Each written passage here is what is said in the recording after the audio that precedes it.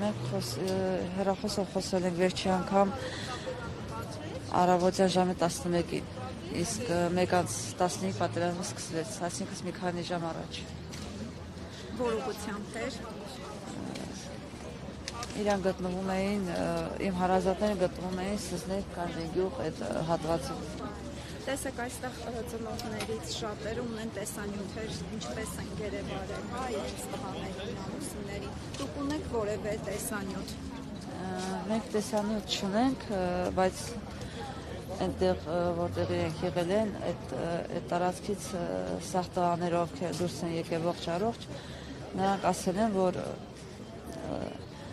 լսել են ադրբեջանցիների ձայները, որ իրենք խոսում էին ռուսերենով, ասում էին «Սդավայտես, ստրելյաց բուդեմ», այդքանը ուրիշ ինֆորմացիա չունենք։ Դուք հիմա ինչ սպասելիքներ ունեք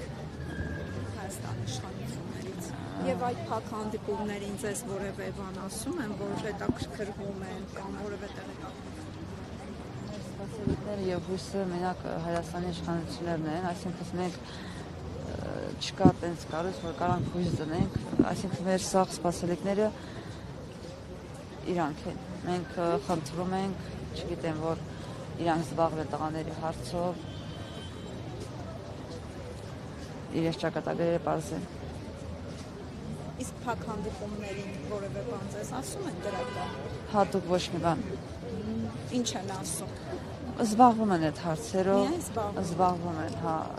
հանդիպումներ լինելու են, զբաղվելու են եւ այլն։ Տենց հատուկ ոչ մի բան չկա։ Այդքանը։ Շնորհակալություն։